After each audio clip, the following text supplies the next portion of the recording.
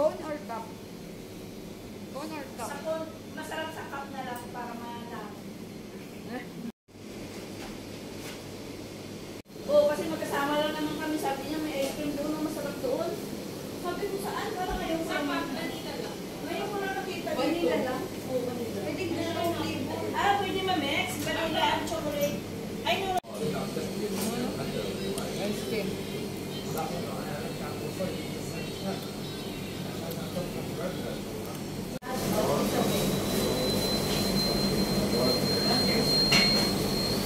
Nice, yummy. Nice, yummy, delicious.